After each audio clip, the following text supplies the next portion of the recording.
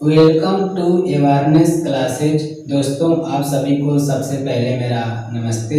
मैं ऋषि मास्टर। दोस्तों, हमने आपको टायर शिप्स का पार्ट 1 पार्ट 2 प्रोवाइड कर चुका हुआ हूँ। आज उसके पार्ट 3 हम देने वाले हैं।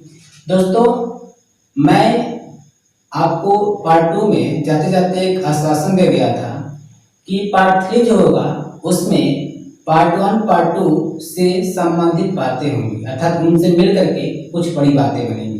कहने का मतलब ये है दोस्तों कि पार्ट 1 में हमने सन और अर्थ के साथ में बातें की, पार्ट 2 में अर्थ और मून के साथ हमने बातें की, और हम ये बोले थे कि पार्ट 3 में अर्थ, मून, सन तीनों मिलकर के कुछ फिगर बनेंगे, उनमें बातें की जाएगी।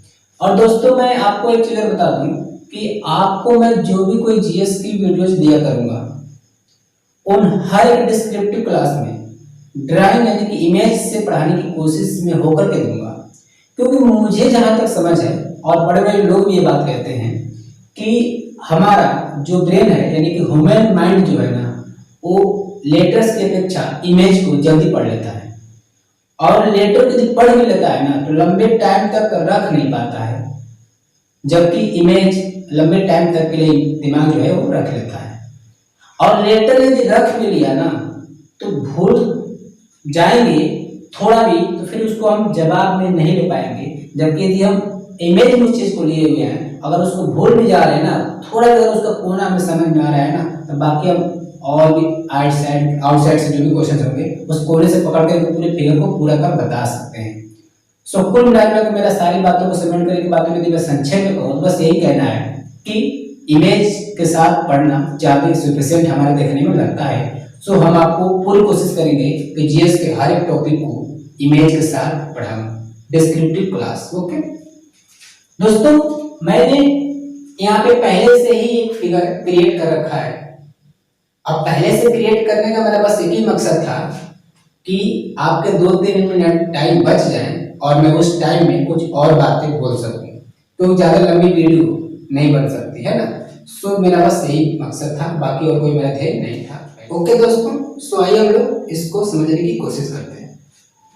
पहले हम यहाँ से शुरुआत करेंगे, और जो पहला आपको चित्र दिख रहा होगा छोटा सा, ये है सन। इसमें हमने बीच में आपको इंडिकेट करके दिखा रहा होगा कि SUN यानी सन।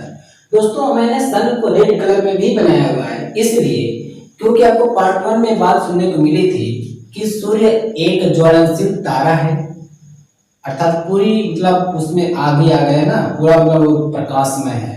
तो दोस्तों, सूर्य एक ज्वलनशील तारा है, इसलिए यानी पूरी इसमें आ गई, इसलिए मैंने इसको रेड कलर में इंडिकेट किया है। सूर्य बिल्कुल लाल है ना। और यहाँ पे मैंने एरो का तीर जो बनाया हुआ है तमाम, यानी कि इधर की तरफ क्या कर रहा है, प्रकाश अपना दे रहा है, जबकि सूर्य तो प्रकाश चारों तरफ देता है, बट मैंने सिर्फ इधर की तरफ दर्शाया हुआ है। बात यह है कि हमें इधर ही अध्ययन करना है, इसलिए मैंने ऐसा किया हुआ है। दोस्तों, यहाँ देखिए, तो हमने पृथ्वी को बनाया हुआ है, और पृथ्वी को मैंने नीले कलर में इंडिकेट किया हुआ है।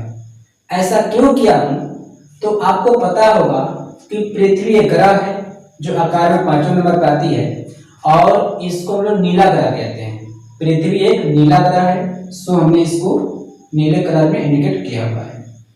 एक चंद्रमा है, मान लीजिए हम यहाँ वाला चंद्रमा मान लेते हैं, कोई मानी बातें की है, तो चंद्रमा को मैंने ब्लैक कलर में इसलिए इंडिकेट किया हुआ है क्योंकि चंद्रमा एक काला धब्बा है। ये बात आपको पार्ट 2 में सुनने को मिली होगी। तो चंद्रमा एक काला धब्बा है, अर्थात इसका खुद का कोई प्रकाश नहीं होता है। ये अगर हमें दिखाई पड़ता है तो कहीं कहीं और से प्रकाश लेता है, इसलिए हमें दिखाई पड़ता है ना। यानी ये काला धब्बा, बस ऐसा समझिए। अब दोस्तों, यहां से हम लोग एक बात और देखेंगे कि सूर्य एक तरफ है और मैंने इनको इधर इधर रखा हुआ है। मतलब ये हो गया कि पृथ्वी और चंद्रमा पर सूर्य का प्रकाश पड़ता है, यानी सूर्य चंद्रमा और पृथ्वी पर अपना प्रकाश देता है। अब यहाँ पृथ्वी को मैंने इन मतलब चित्रों के अंदर क्यों रखा हुआ हूं, तो ये सभी चित्र एक ही हैं दोस्तों। आप जहां कहीं एक जगह मानिए, बाकी अन्य जगह पे ना मानिए। मैंने इसको परिक्रमा करते हुए अन्य अन्य स्थिति को दर्शाते हुए बताया हुआ है। यानी कहने का मतलब जो पूरा है वो बस यही है कि कि पृथ्वी का परिक्रमा चंद्रमा करता है ना, इसलिए चंद्रमा कभी यहाँ कभी यहाँ कभी यहाँ कभी यहाँ कभी यहाँ, मतलब कि मैंने इसके परिक्रमा करते हुए अलग अलग स्थिति को दर्शाते हुए इतने सारे चंद्रमा को बनाया हुआ है। अब देखिए, और पृथ्वी जो है वो सूर्य की परिक्रमा करती है, पार्ट 1 में आप देखते हैं, और पृथ्वी की परिक्रमा चंद्रमा कर रहा है, यानी कि आप पेज पार्ट 2 में देख रहे थे। अब हम लोग इस फिगर से जो पहली बात जो सीखते हैं वो क्या है, तो पहली बात हम लोग को इसमें से यही पढ़ना है कि चंद्रमा के भिन्न भिन्न आकार कैसे हो जाते हैं, अर्थात क्यों कभी चंद्रमा पूरी गोल दिखाई पड़ती है, कभी थोड़ा कटा हुआ, कभी अर्धवृत्त के नुमा, कभी और कटा, कभी हंसियाकार यानी क्रेसेंट मून, कभी और छोटा, कभी बिल्कुल दिखाई नहीं पड़ता किसी रात, फिर दिखाई देने लगता है, ऐसा क्यों होता रहता है। तो आइए हम उसको देखते हैं। दोस्तों देखिए, मैंने चंद्रमा है, आप 1 मिनट के मान लीजिए मैंने हर जगह चंद्रमा बनाया हुआ है, मान लीजिए जितना आधे इसका आधा हिस्सा मैंने ब्लैक किया हुआ है, यानी कि इसमें प्रकाश नहीं है और प्रकाशित मैंने बताया हुआ है, जहाँ ब्लैक है आधे हिस्से को मैंने प्रकाश में बताया हुआ है, जो कि प्रकाश से भरा हुआ है। ऐसा क्यों किया गया है, तो दोस्तों यहाँ पे सूर्य है और सूर्य जब प्रकाश अपना देता है चंद्रमा पे, तो आप बताइए चंद्रमा जो बिल्कुल गोल है तो उसके पिछले हिस्से पे तो इसका प्रकाश पड़ेगा नहीं ना। सपोर्टेड मान लीजिए एक गोल कोई बाल है, गेंद है, मैं इसको आपको दिखाते हुए बोलता हूँ कि ये कैसा है क्या है, तो आप क्या बोलते हैं कि एक गोल गेंद है, जबकि आप जितना हिस्सा आगे देख करके बोल रहे हैं ठीक उतना हिस्सा पीछे आप नहीं देख रहे हैं, फिर भी आप क्या बोलते हैं गोल है।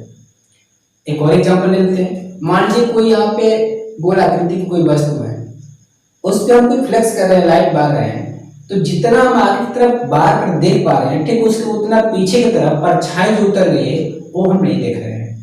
मतलब कि जितना हम गोल आकृति को आगे से देखते हैं ठीक उतना पीछे वो चीज छिपी होती है, बस ये हमको समझना है। तो ये जब प्रकाश ऐसे दे रहा है तो अगले हिस्से पे दे रहा है आधे, और आधा पीछे उसकी परछाई है, अर्थात वो वस्तु नहीं दिखाई पड़ रही है, ये आप मानिए।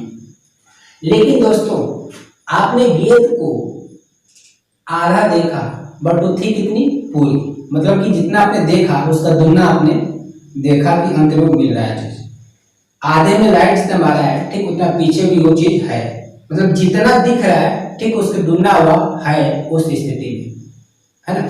तो आपको जहां कहीं चंद्रमा जितना प्रकाश में दिखेगा वहां पर उसके दुगना मानिएगा कि चंद्रमा वहां पे है। ओके, सपोर्टेड यहां पे ले लिया मान चंद्रमा है। तो जब कभी पृथ्वी से हम चंद्रमा को देखने की कोशिश करते हैं तो चंद्रमा का ऐसा हिस्सा हमारे सामने पड़ने लगता है, ऐसा हिस्सा हमारे सामने पड़ने लगता है जो प्रकाश से भरा हुआ है, आधा हिस्सा। और जब आधा है तो मैं बोला भी कि जितना हमको यहाँ से दिखेगा उसका दुगना मानना है कि यहाँ पे है।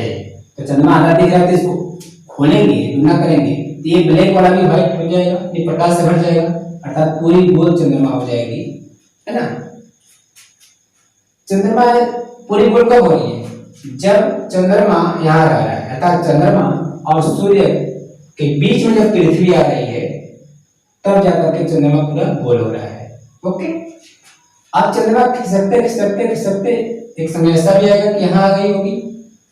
अब चंद्रमा जब यहाँ आ गया तो हम पृथ्वी से जब कभी देखने की कोशिश करते हैं तो इतना हिस्सा तो हमें दिखाई नहीं पड़ेगा क्योंकि इसमें प्रकाश ही नहीं है, प्लस हमें इतना हिस्सा भी नहीं दिखाई पड़ेगा, बल्कि उसमें प्रकाश तो है बट नहीं दिखाई पड़ेगा क्योंकि वो परिधि क्षेत्र से बाहर है। हम सिर्फ इतने हिस्से को देखेंगे, अर्थात आधा से थोड़ा कम, और जब इसको खोलेंगे तो थोड़ा कटा हुआ चंद्रमा दिखाई पड़ेगा।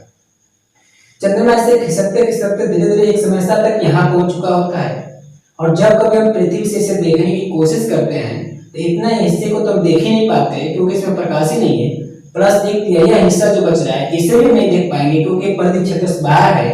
हम एक चौथाई हिस्से को देख पाते हैं, और जब इसको ऐसे खोलेंगे इतना हिस्सा भी भर जाएगा प्रकाश से, अर्थात अर्धवृत्त चंद्रमा हो चुका होता है।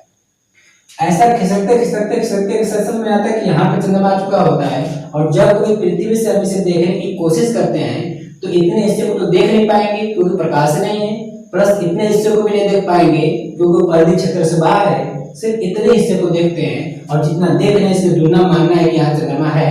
जब इसको खोलते हैं दुगना करने के लिए, इस तरह से चंद्रमा यहाँ पे बना हुआ दिखाई पड़ता है।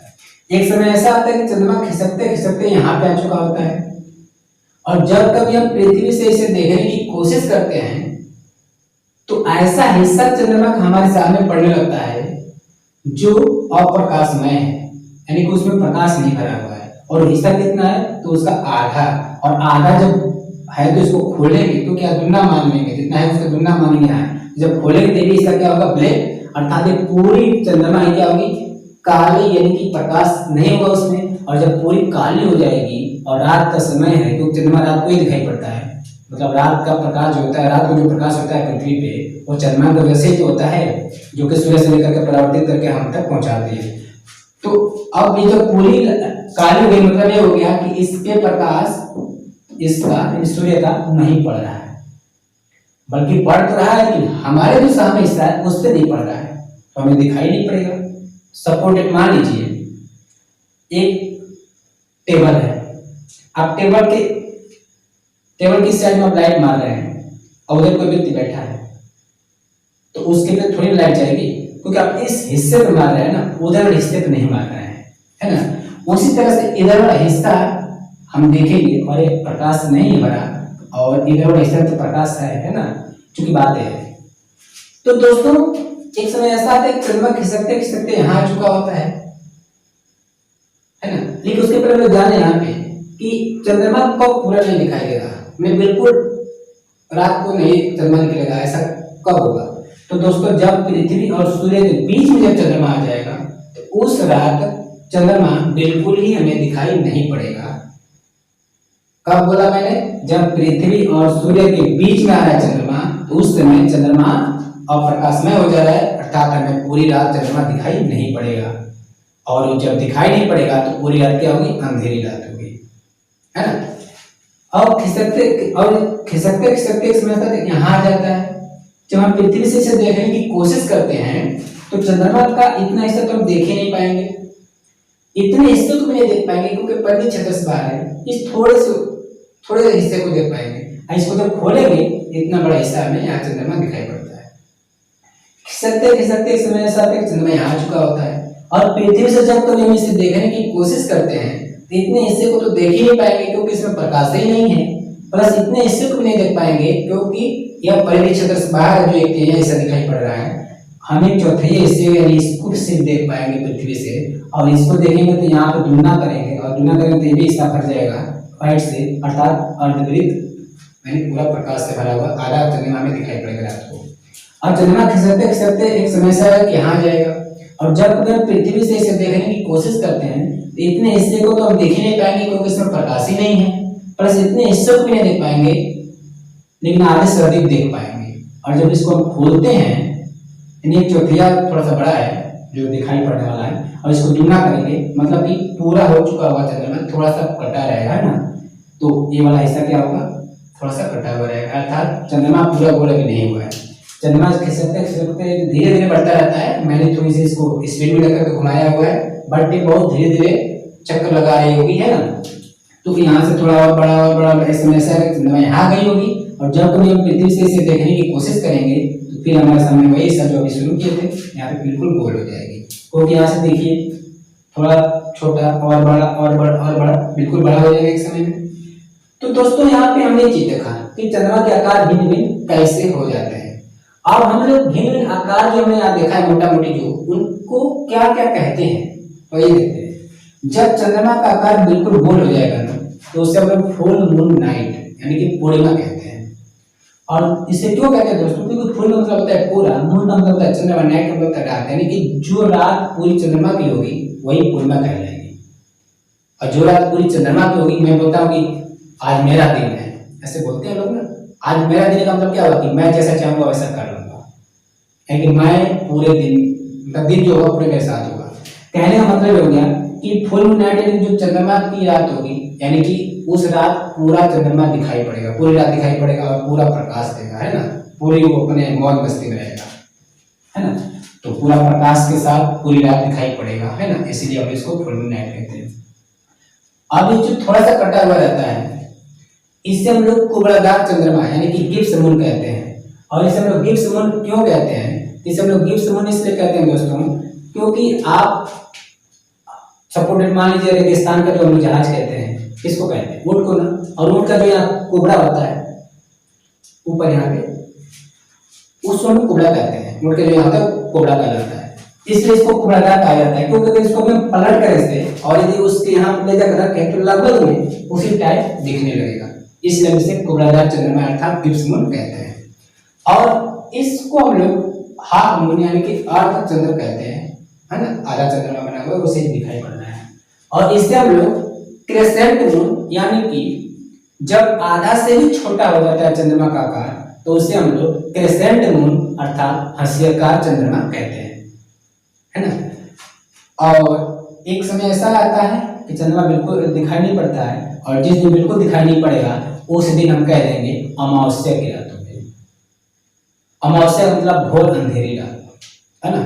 तो अब इसको हम क्या कहते हैं, एक और भी बात यहाँ आ रहा है निकल करके, इस समय कोई नाम और क्यों नहीं देते हैं स्पेशल नाम? क्योंकि भाई जब ये दिखाई नहीं पड़ता है तो हम कैसे कहेंगे कि चंद्रमा यहाँ ऐसे होता है? बाकी जगह तो कुछ दिख रहा है, तब ना हम उसको बता रहे हैं कि यहाँ पे ऐसे है, यहाँ पे ऐसे दिख रहा है, यहाँ पे ऐसे दिख रहा है। जब यहाँ दिखेगा ही नहीं उस रात, तो फिर हम चंद्रमा को कैसे बताएं कि यहाँ पे ऐसे दिखता है? तो यहाँ पे हम इसका नाम न भी लें तो कोई दिक्कत नहीं है, बट हम लोग उस रात को अमावस्या की रात कहते हैं, क्योंकि पूरी अंधेरी रात होती है। और इस अमावस्या की रात को दोस्तों लोग न्यू मून नाइट भी कहते हैं, अर्थात नौ चंद्र रात भी कहते हैं। क्यों? क्योंकि अमावस्या की रात के बाद नए चंद्रमा का उदय होता है।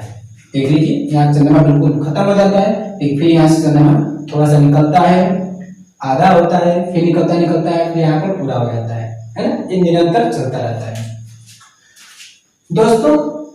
चंद्रमा यहाँ पे आ रहा है, यहाँ पे तो पूर्ण हो जा रहा है, यानी पूरी रात दिखाई देने वाला। दोस्तों अब देखिए, चंद्रमा जहां से चला और फिर वहीं पे आ गया, तो समझिए वो 28 दिन पूरा कर लिया। क्योंकि पृथ्वी का परिक्रमा चंद्रमा जो है वो 28 दिनों में पूरा करता है। यदि एक्यूरेट इसकी बात की जाए तो 27 दिन 7 घंटे 43 मिनट तथा 15 सेकंड का टाइम लेता है, जो कि लगभग 28 दिन ही कह लिया जाता है, क्योंकि ऑप्शन में इतना बड़ा ऑप्शन नहीं दिया जा सकता है, तो लगभग 28 दिन मान लेते हैं। तो यानी इतना घूमेगा तो इसमें यह 28 दिन ले लेगा। और दोस्तों ये जो 28 दिन लेता है ना समय, इसी समय में चंद्रमा के आकार भिन्न भिन्न हमें दिखाई पड़ा होता है ना। क्योंकि यदि चंद्रमा आज यहाँ पूरा है और फिर ये आगे बढ़ रहा है, तो देखिए इसके कम हो रहे हैं, फिर यहाँ से बढ़ रहे हैं, फिर कम रहेगा, आकर के क्या हो रहा है, फिर पूरा ही हो जा रहा है। यानी कि जहां से गया और फिर वहीं आया, इसी के बीच में वो अपना अलग अलग रूप दिखाया होता है। ओके दोस्तों, जो ये पूर्णिमा है ना, ये पूरी उजाली रात होती है, अमावस्या जो है पूरी अंधेरी रात होती है। अमावस्या कब हो रहा है? तो जब पृथ्वी और सूर्य के बीच में चंद्रमा आ जा रहा है, तो वो रात अमावस्या की हो रही है और वो घोर अंधेरी रात होगी, है ना। पूर्णिमा की रात कब हो रही है? तो दोस्तों जब चंद्रमा और सूर्य के बीच में पृथ्वी आ रहा है, तो पूर्णिमा की रात हो रही है, और वो रात की होगी घोर उजाली रात होगी, पूरी रात प्रकाश में होगा, है ना। अब दोस्तों यहाँ देखिए, तो एक प्रकाश में होगा। ओके, अब हम देखते हैं कि ये जो पूर्णिमा है, पूर्णिमा से पूर्णिमा फिर कितने दिन पे आएगा? तो दोस्तों जहां से चंद्रमा चला है फिर वहीं पे आता है 28 दिन में, भी मैंने बोला, क्योंकि एक चक्कर लगा लेता है पृथ्वी का 28 दिन में। यानी पूर्णिमा अगर आज है तो फिर 28वें दिन क्या होगा? पूर्णिमा पड़ेगा। यानी कि पूर्णिमा से पूर्णिमा हर 28 दिन पे आता है, और अमावस्या से अमावस्या हर 28वें दिन पे आता है, और अमावस्या से पूर्णिमा हर 14वें दिन पे आता है, और पूर्णिमा से हर 14वें दिन पे अमावस्या आता है। ओके, और अमावस्या से 7वें दिन पहले या 7वें दिन बाद चंद्रमा अपने आप का 1.2 हो गया होता है, अर्थात बिल्कुल आधा बन चुका होता है। ओके, पूर्णिमा से 7 दिन बाद या 7 दिन पहले 7वें दिन चंद्रमा अपने आप का 1.2 हो गया होता है। तो आइए हम लोग यहीं पे लगे हाथों कृष्ण पक्ष और शुक्ल पक्ष को भी देख लेते हैं। देखिए दोस्तों, यहाँ पे चंद्रमा का आकार बिल्कुल पूर्ण है, और इसके आगे क्या हो रहा है? चंद्रमा का आकार घटता जा रहा है, और जब चंद्रमा का आकार घटता जाएगा तो जाहिर सी बात है कि प्रकाश भी क्या होगा, कम होता जाएगा। मतलब उजाली रात कम होती जाएगी, यानी रात का उजाला हिस्सा क्या है, कम होता जाएगा और अंधेरा हिस्सा बढ़ता जाएगा। तो दोस्तों चंद्रमा के घटते आकार व प्रकाश के अवधि को ही हम लोग कृष्ण पक्ष कहते हैं। क्या बोला मैंने? चंद्रमा के घटते आकार व प्रकाश के अवधि को ही हम लोग कृष्ण पक्ष बोलते हैं। ओके, यानी क्या हम लोग यहाँ लिखेंगे, कृष्ण पक्ष कहते हैं। ओके, और दोस्तों चंद्रमा के बढ़ते आकार व प्रकाश के अवधि को हम लोग शुक्ल पक्ष कहते हैं। क्या बोलते हैं? शुक्ल पक्ष। ओके, अब दोस्तों यहाँ से एक बात और हम करेंगे कि चंद्रमा जो है वो एक बार यानी एक चक्कर 28 दिन में लगा दे रहा है, यानी कि चंद्रमा कितना हो रहा है, 28 दिन का। तो दोस्तों एक वर्ष में 12 चंद्र चक्र या चंद्रमा होते हैं, यानी lunar circle or lunar month जो होता है एक वर्ष में 12 होता है और 11 दिन अतिरिक्त होता है। यही 11 दिन अतिरिक्त जो है 3 वर्ष के बाद जुड़ करके एक वर्ष में क्या कर देता है, 13 चंद्र चक्र कर देता है, यानी कि चंद्रमा कर देता है। और दोस्तों एक वर्ष में 4 ऋतुएं होती हैं। कितनी? 4। एक वर्ष में 4 ऋतुएं होती हैं का मतलब ये हो गया कि एक वर्ष में दोस्तों 12 माह होता है और 4 3 12, मतलब कि प्रत्येक ऋतु का जो हिस्सा आ रहा है माह का वह 3 माह का आ रहा है, यानी हर एक ऋतु 3 माह का होता है। ओके, और दोस्तों प्रत्येक ऋतु में 3 पूर्ण चंद्र चक्र या चंद्रमा होते हैं, क्योंकि दोस्तों चंद्र चक्र है जो 28 दिनों का है, यानी एक महीने में एक बार। और मैं कह रहा कि हर एक ऋतु में 3 महीने होते हैं, तो 3 चक्र पूरा लग गया होगा चंद्र का ना, यानी कि चंद्र चक्र यानी चंद्रमा जो है एक ऋतु में 3 बार पूर्ण हो गई होता है, यानी पूर्ण चंद्रमा जो होता है वो 3 बार हो चुका होता है एक ऋतु में। और एक ऋतु में कितने महीने? 3 महीने हैं। ओके, तो इसको हम थोड़ा यहाँ समझ लेते हैं। देखिए, एक वर्ष बराबर क्या होता है? एक वर्ष बराबर क्या होता है? 12 माह, 12 महीने होता है। और दोस्तों एक वर्ष में जो ऋतुएं होती हैं वो कितनी होती हैं? 4 ऋतुएं होती हैं, 4 ऋतुएं होती हैं। और दोस्तों 4 ऋतुएं होती हैं का मतलब ये हो गया कि हम यदि इस 12 में यदि हम 4 से यदि डिवाइड करते हैं तो बराबर क्या मिलता है? 3 माह, है ना। यानी कहने का मतलब है दोस्तों कि प्रत्येक ऋतु के लिए, यानी कि जो 4 जो हमारे ऋतु हैं, है ना, इस हर एक ऋतु के लिए 3 माह का क्या हो रहा है? 3 माह का हिस्सा पड़ रहा है ना। तो दोस्तों इन 4 ऋतु के 3 माह हिस्से पड़ रहे हैं एक वर्ष के। और दोस्तों हर एक ऋतु में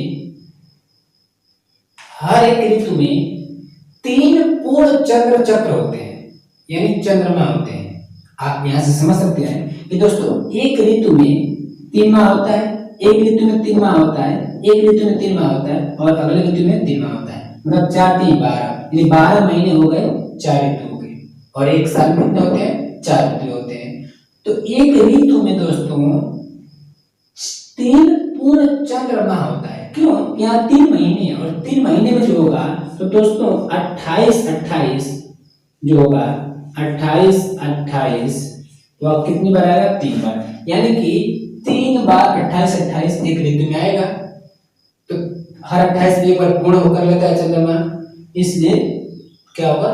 3 पूर्ण चंद्रमा हर एक ऋतु में होता है। ओके, अब हम लोग आइए चलते हैं ग्रहण पे बात करने, है ना, यानी कि ग्रहण कैसे कैसे क्या कुल होता है। देखिए दोस्तों, जो ग्रहण होता है ना 2 तरह का होता है। एक होता है सूर्य ग्रहण और दूसरा होता है चंद्र ग्रहण। दोस्तों चंद्र ग्रहण जब कभी भी लगेगा पूर्णिमा के दिन लगेगा, और सूर्य ग्रहण जब कभी लगेगा अमावस्या के दिन लगेगा। ओके, यानी कि अगर कोई ये कहे कि आज पूर्णिमा है तो आप ये कतई नहीं कह सकते हैं कि चंद्र ग्रहण लगेगा। लेकिन यदि कोई ये कह रहा है कि आज चंद्र ग्रहण लगा है तो आप इतना जरूर कह सकते हैं कि आज पूर्णिमा है। उसी तरह से यदि कोई ये कहे कि आज सूर्य ग्रहण लगा था तो आप ये कतई नहीं कह सकते हैं, सॉरी आप बिल्कुल ये कह सकते हैं कि आज अमावस्या की रात होगी। लेकिन यदि कोई ये कहे कि आज अमावस्या की रात है तो आप ये कतई नहीं कह सकते हैं कि आज सूर्य ग्रहण लगा था। क्योंकि दोस्तों जो पूर्णिमा है वो हर 28 दिन पे आ रहा है, मतलब महीने में 12 बार, और अमावस्या भी महीने में 12 सॉरी साल में 12 बार, और ये भी साल में 12 बार। अब आप बताइए कि एक वर्ष में 12 12 24, क्या 24 बार आप ग्रहण सुनते हैं? 12 बार चंद्र ग्रहण और 12 बार सूर्य ग्रहण सुनते हैं? नहीं ना, क्योंकि ये गणितीय विधि द्वारा ज्ञात भी किया जा चुका हुआ है कि एक वर्ष में कम से कम 2 बार ग्रहण लगेंगे और अधिक से अधिक 4 से 5 बार लगेंगे। तो अगर 4 से 5 बार भी लग रहा है, मान लिया जाए, फिर भी तो 7 बच रहा है। जिन 7 28 वैसा बच रहा है जिनमें लगा ही नहीं है। मतलब ये हो गया कि प्रत्येक पूर्णिमा या अमावस्या को ग्रहण लगे, यह कहना गलत है। उसके कुछ कंडीशन होंगे कि ऐसा वैसा होगा तभी पूर्णिमा या अमावस्या को ग्रहण कहलाएगा। अब कैसे, तो ये देखते हैं। देखिए दोस्तों, एक चीज पहले समझें। देखिए मेरा मानना यह है कि ग्रहण को आप अपहरण के दृष्टिकोण से देखेंगे तो अच्छे से आप इसको समझ सकेंगे। देखिए अपहरण किसे कहते हैं? यानी जो व्यक्ति हमारे आंखों से ओझिल है, हमारे आंखों के सामने नहीं दिखाई दे रहा है, उसका हम कहते हैं कि अपहरण हो गया है ना। तो ठीक उसी तरह से जो कोई यानी चंद्रमा और सूर्य में जो कोई भी पृथ्वी से नहीं दिखाई देगा उसका ग्रहण है, आप कह सकते हैं, क्योंकि वो हमारे आंखों से ओझिल है, हमें दिखाई नहीं पड़ रहा है, तो हम कहेंगे उसका ग्रहण लगा हुआ है। ठीक है, अगर पृथ्वी से चंद्रमा नहीं दिखाई पड़ेगा तो हम कहेंगे चंद्र ग्रहण लगा हुआ है। अगर पृथ्वी से सूर्य नहीं दिखाई देगा तो हम कहेंगे सूर्य ग्रहण लगा हुआ है। और यह दोस्तों ना तुच्छ समय के लिए लगता है, थोड़े समय के लिए लगता है। क्यों थोड़े समय के लिए लगता है? आइए मैं देखते हैं। देखिए दोस्तों, जब चंद्रमा और सूर्य के बीच में पृथ्वी आता है तभी क्या होता है? पूर्णिमा होता है। लेकिन उस पूर्णिमा को ग्रहण लगेगा यह निश्चित नहीं है, क्योंकि ये हर 28 दिन आ रहा है। तो भाई किस पूर्णिमा को लगेगा? तो जिस पूर्णिमा को पृथ्वी बिल्कुल बीचों बीच में आ जाएगी, अर्थात चंद्रमा पृथ्वी और सूर्य बिल्कुल एक सीधे रेखा में होंगे, उस पूर्णिमा की रात को ग्रहण लग जाएगा। क्यों ऐसा होगा? क्योंकि देखिए जब बिल्कुल बीचों बीच में आ जाएगा तो सूर्य का प्रकाश चंद्रमा पे कुछ समय के लिए नहीं पड़ेगा, क्योंकि बीच में पृथ्वी आ गई है, तो इस पे प्रकाश नहीं जाएगा। और जब चंद्रमा में प्रकाश नहीं जाएगा तो क्या रात के समय पृथ्वी पे उजाला आएगा? नहीं आएगा, क्योंकि चंद्रमा प्रकाश तभी दे पाता है जब उस पर सूर्य का प्रकाश जा रहा होता है। और ये बिल्कुल बीच में आ गया है तो सूर्य का प्रकाश रोक दे रहा है, इसमें ध्यान ही नहीं दे रहा है, इसलिए यह रात के समय क्या होगा? उस समय के लिए अंधेरा बनाने लगेगा। लेकिन जिस दिन ग्रहण लगता है ना, रात पूरी उजाली रात होती है, बस कुछ समय के लिए अंधेरा छा जाता है, और जिस समय अंधेरा छा जाता है उसी समय समझिए ग्रहण लगा हुआ है। क्योंकि दोस्तों ये बिल्कुल बीचों बीच में कभी कभार आता है, हर 28 पे नहीं आता है। क्यों? क्योंकि इसकी गति अलग है, इसकी गति अलग है, ये दोनों गति में है ना, और अलग अलग गति है। अब मान लीजिए 2 बालक हैं, दोनों की गति अलग अलग है, और किसी वृक्ष की वो लोग मतलब दौड़ते हुए परिक्रमा कर रहे हैं, तो कभी कभार ऐसा होता होगा कि टकरा जाते होंगे, अन्यथा ज्यादातर बार ऐसा होता होगा कि टकराते ही नहीं होंगे, क्योंकि दोनों की गति अलग अलग है, लेकिन कभी कभार टकरा जाते होंगे। तो उसी तरह से ये दोनों चल रहे हैं और दोनों की गति अलग अलग है, इसलिए बिल्कुल सीधी रेखा में कभी कभार आ पाते हैं। ये बीच में मान लीजिए यहाँ पे है, यहाँ पे, तभी हम क्या बोलेंगे कि सूर्य और चंद्रमा के बीच में पृथ्वी आई है, यहाँ पे होगा तभी भी कहेंगे वही है। लेकिन बिल्कुल बीचों बीच में जब आ जाएगी तो फिर ग्रहण की रात हो जाएगी। ओके, अमावस्या की बात हम ऐसे करते हैं। देखिए अब दोस्तों चंद्रमा मान लीजिए यहाँ आता है, तभी तो अमावस्या की रात होता है। यानी कि पृथ्वी और सूर्य के बीच में जब चंद्रमा आ जाएगा तो वो अमावस्या की रात होती है, और उस अमावस्या को ग्रहण होगा यह कहना गलत है। हो भी सकता है, नहीं हो सकता है, बट हर अमावस्या को होगा ये गलत हो जाएगा। क्यों? क्योंकि हर 28 दिन का है। अब दोस्तों यहाँ बात आ रहा है कि अमावस्या, तो अमावस्या को कौन सा ग्रहण लगेगा? मैंने शुरू में यही बोला कि अमावस्या को जब कभी लगेगा तो सूर्य ग्रहण लगेगा। तो अगर अमावस्या की बात यहाँ, अगर चंद्रमा पृथ्वी और सूर्य के बीच में आएगा तो जैसे बात अमावस्या बनेगा, और अमावस्या जब बन रहा होगा तो अगर ग्रहण की बात बनेगी तो सूर्य की ही बनेगी, चंद्र ग्रहण की बात नहीं बन सकती, क्योंकि यहाँ अमावस्या होने वाला है। तो दोस्तों यहाँ देखिए, जब चंद्रमा यहाँ आ जाता है बिल्कुल बीचों बीच में, जब कभी हम पृथ्वी से सूर्य को देखने की कोशिश करते हैं तो हम उसे नहीं देख पाते हैं, क्योंकि बिल्कुल हमारे सामने कौन आ चुका होता है, चंद्रमा। और चंद्रमा का ऐसा हिस्सा हमारे सामने आ गया होता है जो क्या होता है, प्रकाशमय नहीं होता है, यानी अंधकार वाला होता है। तो ये हमें दिखाई नहीं पड़ता है, बट बस कुछ ही समय के लिए, क्योंकि ये भी चल रहा है ये भी चल रहा है, तो कुछ समय बाद ये घुसुक खिसक जाते हैं और फिर यहाँ से ये चीज दिखाई देने लगता है। तो जिस समय के लिए नहीं दिखाई दे रहा था उसी समय कहेंगे कि सूर्य का ग्रहण लगा था, यानी सूर्य ग्रहण लगा हुआ था। ये बहुत थोड़े समय के लिए होता है। तो दोस्तों जब पृथ्वी और सूर्य के बीचों बीच यदि आ जाएगा चंद्रमा, तो कुछ समय के लिए पृथ्वी से सूर्य दिखाई नहीं पड़ता है, और उस वक्त हम कहते हैं कि सूर्य का ग्रहण लगा हुआ है। ओके, अब बताइए ये यहाँ पे भी हो सकता है, तभी हम क्या बोलेंगे, पृथ्वी और सूर्य के बीच में क्या है, चंद्रमा। चंद्रमा भी यहाँ पे तो क्या बोलेंगे, पृथ्वी और सूर्य के बीच में क्या है, चंद्रमा। इसको भी बीच ही बोलेंगे, तो सब अमावस्या बना रहा होगा। लेकिन जब बिल्कुल बीचों बीच में आ जाएगा, तीनों एक सीधी रेखा में हो जाएंगे, तो फिर उस अमावस्या के रात को क्या, उस अमावस्या के दिन क्या हो जाएगा, सूर्य ग्रहण लग जाएगा। ओके दोस्तों, हमने आपको ये बताया कि ग्रहण कैसे लगता है। जब कभी चंद्र ग्रहण लगेगा तो अमावस्या की रात लगेगा, लेकिन सॉरी पूर्णिमा की रात लगेगा, लेकिन प्रत्येक पूर्णिमा की रात लगेगा ये और कहना गलत है। उसी पूर्णिमा की रात लगेगा चंद्र ग्रहण जिस पूर्णिमा की रात पृथ्वी चंद्रमा और सूर्य के बिल्कुल बीचों बीच में आ गई होगी। उस दिन कुछ समय में क्या होगा, यानी उस रात अंधेरा छाएगा और वैसे समय क्या होगा, चंद्र ग्रहण लग जाएगा। जब चंद्रमा पृथ्वी और सूर्य के बीच में आ गया होगा तो उस दिन अमावस्या होगा, और उस अमावस्या को ग्रहण लगेगा यह कोई निश्चित नहीं है। जब बिल्कुल चंद्रमा बीचों बीच में आ गया होगा तो फिर उस समय क्या होगा, ग्रहण लग जाएगा, और चंद्रमा जो है सूर्य को थोड़ा बहुत समय के लिए क्या करेगा, ढक लेगा। दोस्तों अभी आज 21 जून है ना, मैं आज अभी न्यूज पे देख रहा था, आज ग्रहण भी लगा था, सूर्य ग्रहण। तो आप नीचे पट्टी पे लिखा जा रहा था, बार बार लिखते हुए जा रहा था न्यूज पे, कि चंद्रमा ने यानी चांद ने सूर्य को ढका। बात सही है, मैं बहुत खुश हुआ उसको देखते हुए, क्योंकि मुझे आज उसी पे वीडियो बनानी थी। देखिए यहाँ से जब हम देखते हैं ग्रहण के समय, ये आप सामने होता है, मतलब कि क्या होता है, सूर्य को ये ढक लेता है, पृथ्वी वाले लोगों को नहीं दिख पाता है, इसीलिए क्या करते हैं, ग्रहण कर देते हैं। तो लाइन हमको यहाँ पे वो दिखेगी कि चांद सूर्य को थोड़े समय के लिए क्या हुआ है, ढक दिया हुआ है, इसलिए हमें दिखाई नहीं पड़ रहा है। तो दोस्तों हमारा ये सब चीजें रहा, और हमें लगता है कि पार्ट 4 में देना पड़ेगा, क्योंकि अभी इसके बहुत सारे हिस्से बच रहे हैं जो पार्ट 4 में लगभग पूरे हो जाएंगे। मैं इसमें इसलिए ऐड कर रहा हूँ दोस्तों, क्योंकि उसके भी मैं फिगर दूंगा, और अगर उसको यहाँ बनाने की कोशिश करूँ इसको मिटा करके, फिर वीडियो लंबी हो जाएगी और मैं लंबा वीडियो नहीं करना चाहता हूँ। तो हम लोग का जो पार्ट 4 होगा उसमें हम लोग पढ़ेंगे spring tides and nib tides, यानी कि दीर्घ ज्वार तथा लघु ज्वार। ओके, तो